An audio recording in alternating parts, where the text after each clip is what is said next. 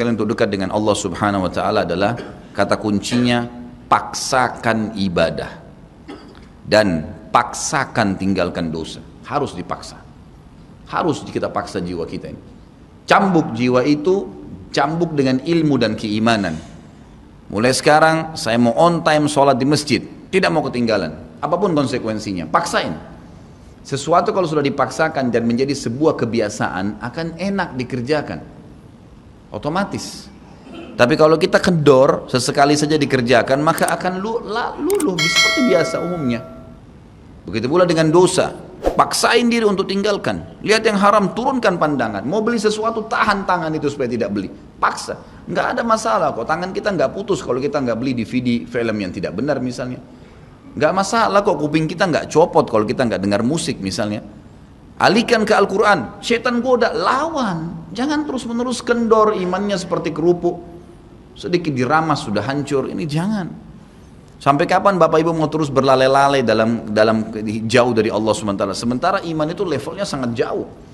Makin kental, maka makin terus, sampai para ulama mengatakan kenikmatan iman akan terus dirasakan oleh seorang hamba selama dia terus mendeteksi dirinya dan juga dia berusaha bermuhasabah setiap detiknya.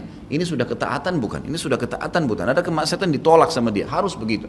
Dan harus kita mulai dengan diri kita sendiri dengan cara memaksanya. Gak bisa enggak. Kita kalau nggak paksa nggak mungkin. Harus Bapak Ibu sekalian. Orang lain telepon nanti kita atau lihat perubahan, kamu alimnya, ingat majelis ilmu seperti ini Bapak Ibu sekalian. Saya sering ulangi kalimat ini. Saya nggak datang jauh-jauh dari rumah saya ke sini untuk menghibur Bapak Ibu cerita dongeng atau hibur Bapak Ibu duduk sini sejam 2 jam. Ini bukan. Ini kita sedang bahas wahyu. Wahyu ini penyampaian dari Tuhan Allah pencipta langit dan bumi untuk membawa pada perubahan.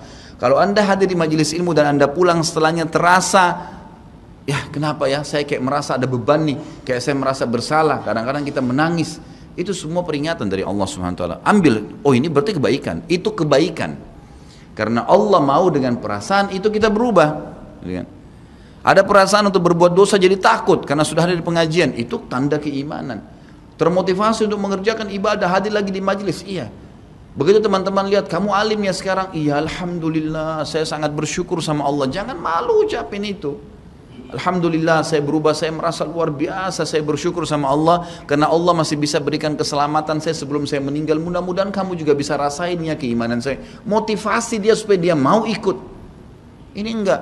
Kamu sekarang alim ya, masa pakai jilbab begitu? Kenapa kamu pelihara jenggot? Masa azan harus selalu ke masjid? Kemudian, oh iya ya, udah sini aja sholat sama saya. Kendor, sholat di rumah. Kendor, ganti lagi kembali jilbabnya jilbab gaul dan seterusnya. Ini sampai kapan kita mau tergoda nih kira-kira?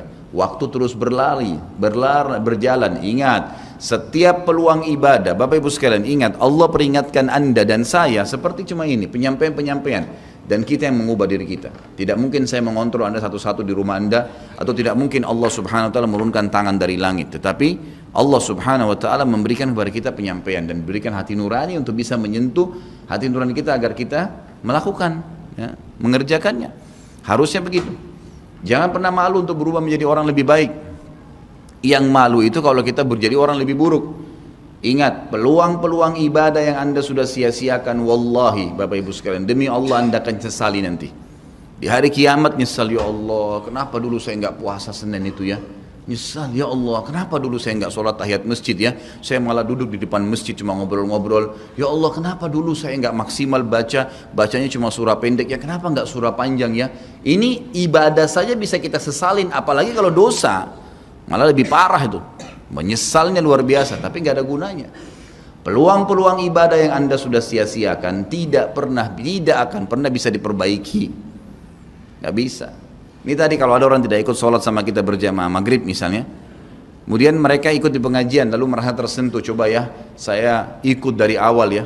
Memang betul, penyesalan bagus, tapi sudah dicatat dan tidak akan pernah berubah di buku amal. Pada hari itu, jam itu, sholat itu telat, pahalanya beda dengan orang yang awal waktu. Apa yang membuat dia telat? Ya dia sendiri, konsekuensinya. Jangan gitu. Makanya motivasi Nabi SAW sangat banyak untuk mengerjakan sholat di awal waktunya, motivasi untuk di saf pertama, motivasi untuk tidak ketinggalan takbiratul ihram pertama imam. Semuanya itu untuk menjaga hubungan dengan Allah Azza wa Jalla. Jadi untuk dekat dengan Allah harus memaksakan diri dalam ibadah dan harus memaksakan diri untuk meninggalkan dosa. Bagaimana tangganya untuk sampai ke sana? Ilmu, majelis ilmu.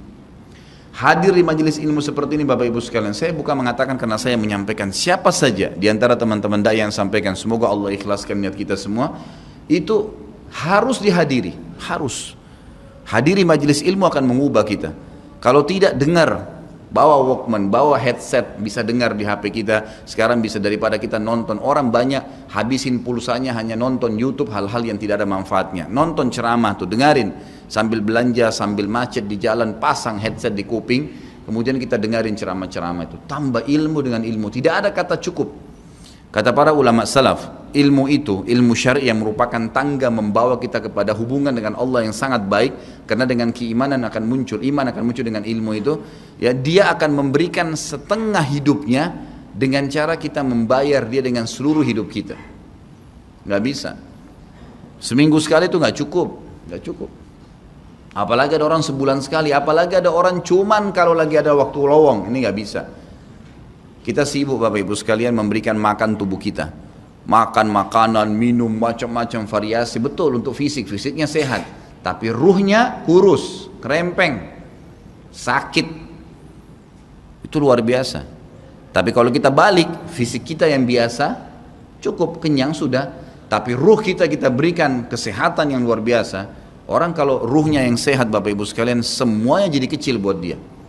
Julaibib radhiyallahu anhu sahabat Nabi itu, saking kecilnya badannya itu sampai diangkat oleh Nabi SAW dengan satu telapak tangan karena kecilnya badannya. Tapi di perang ya Uhud dia bisa membunuh 7 orang kafir. Tidak ada hubungannya dengan kecil badannya, tapi ruhnya kuat, besar. Waktu Nabi SAW balik dari perang Uhud dan terkalahkan oleh orang-orang kafir Quraisy dengan hikmah Allah Subhanahu wa taala, semua sahabat waktu itu mati syahid 70 orang di Uhud, sisa 630 orang bersama Nabi SAW, semuanya terluka, dan minimal luka sahabat waktu itu minimal 7 luka, sabetan pedang, hantaman tombak, sobekan, pokoknya luka semua sahabat. Sampai ada sahabat sudah nggak bisa jalan karena kakinya sobek, punggungnya sobek, dinaikin di kuda, tiba di rumah tinggal dibaringin. Lihat bagaimana para sahabat mengetahui bagaimana hubungannya dengan Allah Subhanahu wa taala dengan ilmu yang sudah tertanam yang Nabi SAW tanamkan dalam hati mereka, bisa mengubah segala sesuatu. Subhanallah, tiba pulang menjelang maghrib ke kota Madinah, istirahatlah para sahabat ini, mereka lagi obatin obat luka mereka. Nabi SAW dapat wahyu menyuruh Nabi SAW dan para sahabat keluar mengejar Quraisy. Quraisy ini jumlahnya waktu itu ya 1.000 orang, maaf 3.000 orang pasukan Quraisy, yang terbunuh cuma sekian belas saja mereka. Dan mereka sudah merasa bangga dan pulang ke kota Madinah, pulang meninggalkan Madinah, karena Uhud itu dekat Madinah. Kemudian mereka bangga dengan itu.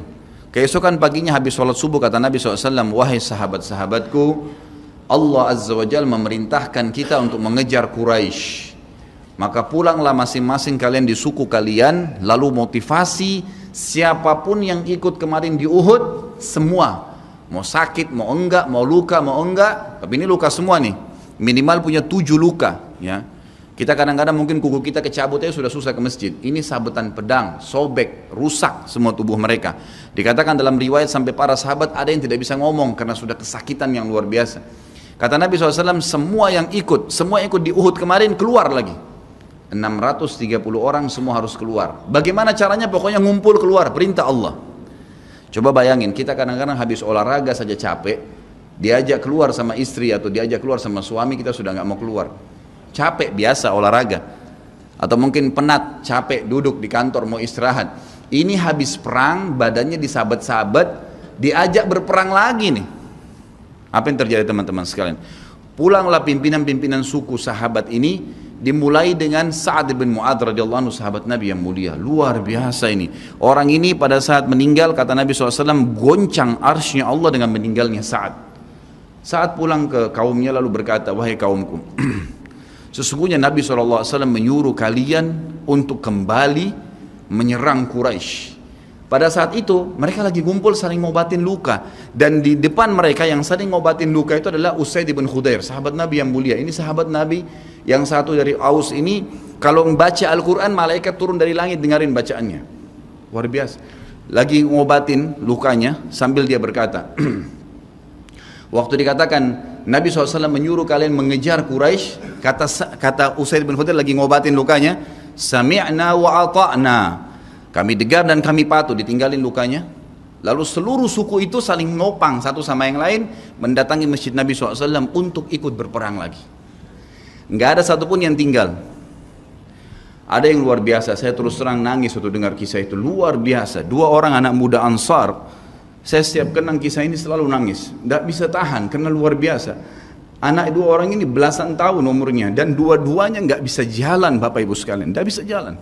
Luar biasa. Sudah sobek kakinya, sobek punggungnya, bahkan dikatakan di bagian leher ada irisan, di bagian lehernya ada irisan, gitu kan. Kesakitan. Dua-dua ini diturunkan dari kuda, ditidurkan, adik kakak nih. Tapi saya tidak ingat, namanya tidak disebutkan dalam kisah, tapi ini kisah luar biasa. Dan kemarin kebetulan Imam Masjid Haram atau saya lagi umroh nyebutin kisah itu juga. Hampir satu masjid orang menangis mendengarkan kisahnya. Dia mengatakan, waktu sampai ke telinga adik kakak ini umurnya belasan tahun ya, di bawah 20 tahun. Kalau Nabi SAW memanggil seluruh yang hadir di Uhud untuk kembali berperang. Ini mereka nggak bisa jalan nih. Si kakak bilang sama adiknya, kita nggak bisa tinggal di sini nih. Rasulullah SAW sudah memanggil kita untuk menjawab panggilan Allah. Kata adiknya, bagaimana caranya kita merangkak? Bagaimana caranya kita ke sana? Nggak ada yang bisa nopang. Ini berdua lagi sakit. Mereka cuma tinggal sama ibunya. Lalu berkata si kakak, sekali saya seret kamu, sekali kamu seret saya. Mereka saling seret satu sama yang lain, Bapak Ibu sekalian, sampai di hadapan masjid Nabi SAW. Lihat bagaimana iman mereka kepada Allah Subhanahu Wa Taala, luar biasa. Dan ini tidak bisa kecuali kalau dipaksakan. Kalau tidak dipaksakan nggak bisa.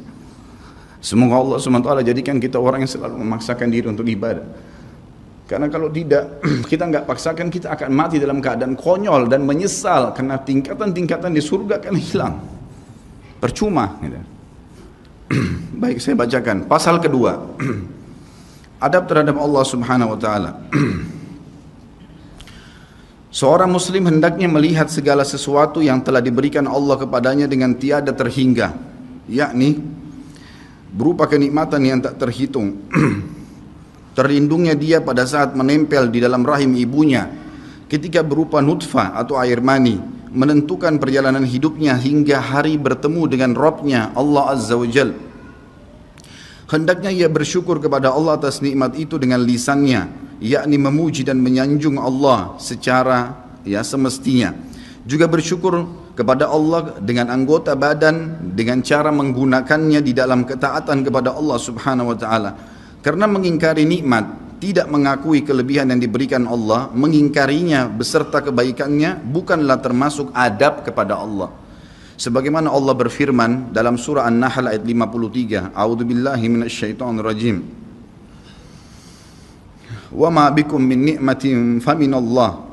Dan apa saja nikmat yang ada padamu maka itu dari Allah datangnya. Dalam surah An-Nahl ayat 18 Allah berfirman, A'udzubillahi minasyaitonirrajim, wa in ta'uddu ni'matallahi la tuhsuha. Dan jika kalian menghitung-hitung nikmat Allah maka kalian tidak akan mampu untuk menghitungnya. Begitu banyak nikmatnya Allah, Bapak Ibu sekalian. Kita berbuat maksiat, pelanggaran-pelanggaran, tapi Allah masih bisa memberikan kita oksigen gratis, cahaya masih bisa ditangkap oleh mata kita, telinga kita masih bisa menangkap suara sehingga mengetahui apa yang diinginkan oleh kita. Setelah bertahun-tahun berbuat dosa, dengan taubat kepada Allah, Allah bisa ampuni. Itu luar biasa. Nikmat Allah tidak bisa terhitung. Rugilah orang-orang yang tidak menyembah Allah Subhanahu wa taala. Dan kalau seandainya, kata Ibnu Taimiyah rahimahullah, orang-orang yang bermaksiat kepada Allah itu tahu bagaimana nikmatnya keimanan yang ada dalam hati kami ini, sehingga kami bisa menangis dan kami bisa merasakan dekatnya dengan Allah, bahkan merindukan surga dan selalu merasa diri jauh dari neraka, maka niscaya mereka akan membelah dada-dada kami dan mengambil keimanan itu karena mereka tidak akan pernah merasakannya.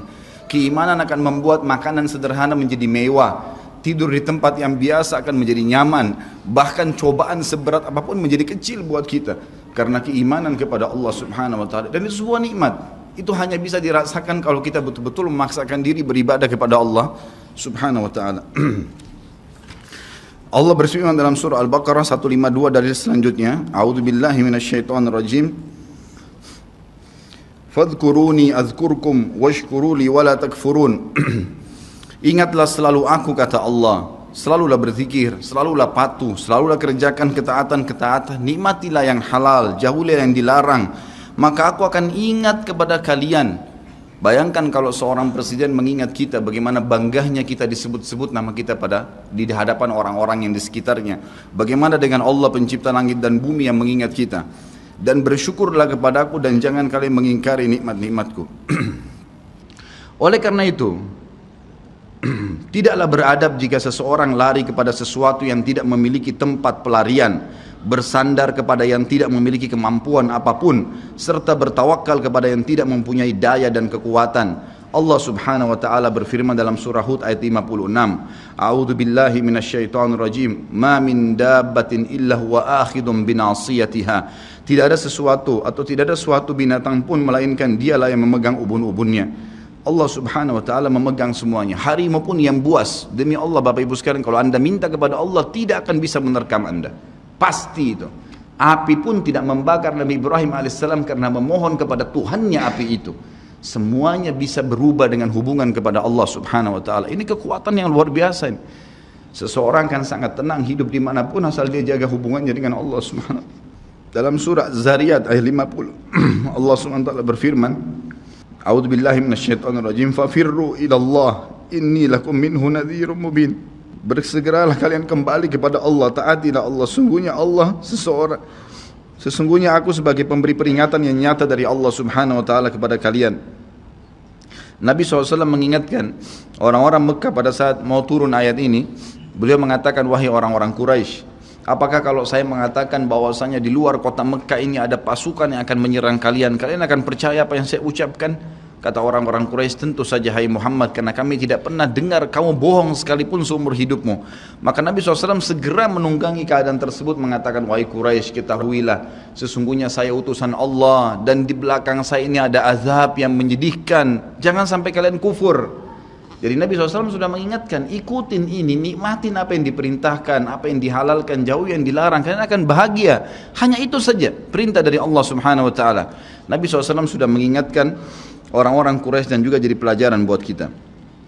Juga dalam firman-Nya surah Al-Maidah ayat 23, A'udzu billahi minasyaitonir rajim wa 'alallahi fatawakkalu in kuntum mu'minin. Dan hanya kepada Allah lah kalian harus bertawakal, mengembalikan semua urusan jika kalian benar-benar orang yang beriman. Sisi yang lain, seorang muslim juga harus melihat kepada kelemah lembutan Allah Subhanahu wa taala kepadanya di dalam setiap urusannya, melihat kepada kasih sayang Allah kepada dirinya dan seluruh makhluknya, lalu berkeinginan kuat untuk mendapatkan tambahan kelembutan dan kasih sayang itu, sehingga dirinya akan selalu merendahkan diri kepada Allah dengan kerendahan yang murni dan dengan doa, bertawassul kepadanya dengan perkataan yang baik dan amal soleh. Kalau kita lagi makan, syukuri alhamdulillah. Dan ingat teman-teman sekalian, saya pernah jelaskan juga, hati-hati dengan hukum syamata namanya. Syamata itu merendahkan orang lain. Kalau ada sesuatu yang tidak ada pada kita teman-teman sekalian, syukurlah kepada Allah Subhanahu wa taala. Jangan pernah sampai menghina orang lain, karena Allah meninggikan derajat kita justru dengan kita bersyukur.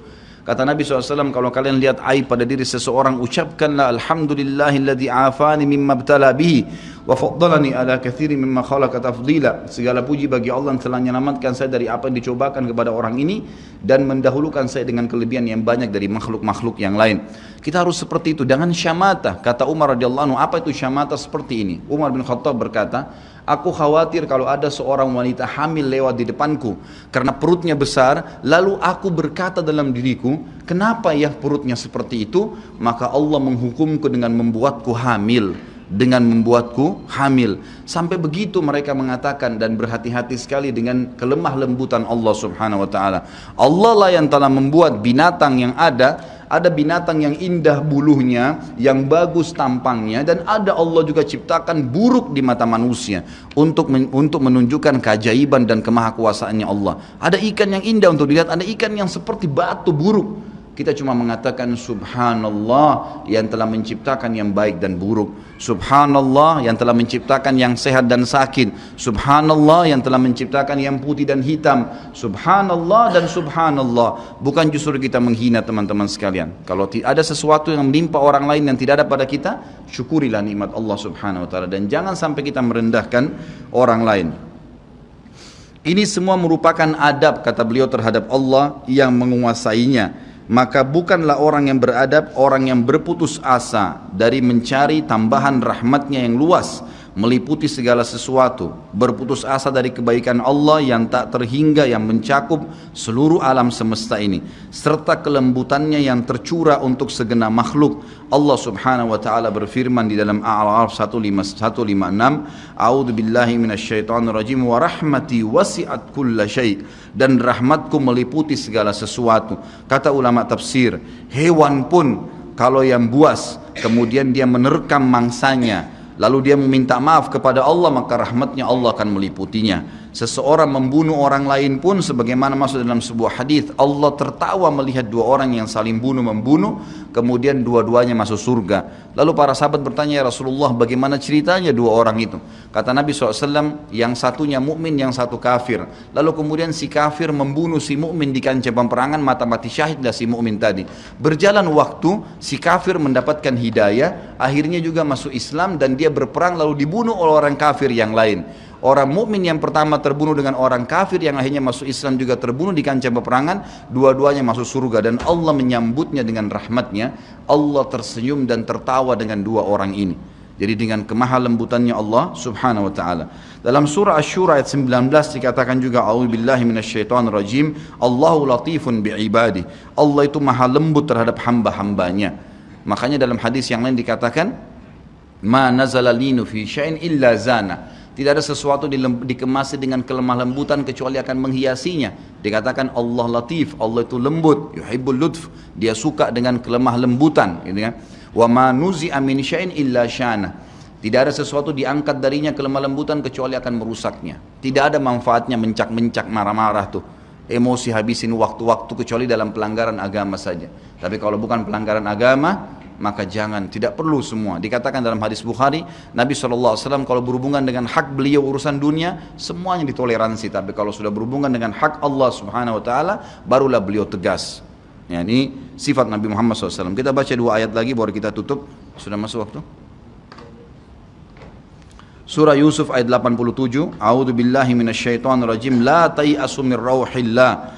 Janganlah kalian putus asa dari rahmat Allah. Sebagaimana hadis tentang orang yang membunuh 99 jiwa, kemudian dia datang kepada seseorang abid, orang ibadah tapi tidak punya ilmu. Apakah Allah masih akan ampuni saya? Dia mengatakan tidak mungkin. Kamu membunuh 99 jiwa. Lalu kemudian dia membunuh orang itu, kata Nabi SAW, digenapkan 100. Kemudian dia menemui seorang yang alim, lalu dia bertanya, apakah Allah masih ampuni saya dengan 100 orang yang sudah saya bunuh? Maka kata Nabi, kata orang tersebut, tentu saja.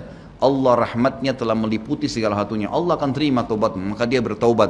Pada saat dia bertaubat orang tersebut kepada Allah SWT, lalu dia mau pulang setelah bertaubat, lalu dia meninggal tengah jalan. Kata Nabi SAW, Allah mengutus dua malaikat, satu malaikat rahmah, satu malaikat azab. Malaikat rahmah akan membawa ruhnya yang memperlihatkan taman dari taman surga, dan malaikat azab memperlihatkan lubang dari lubang neraka.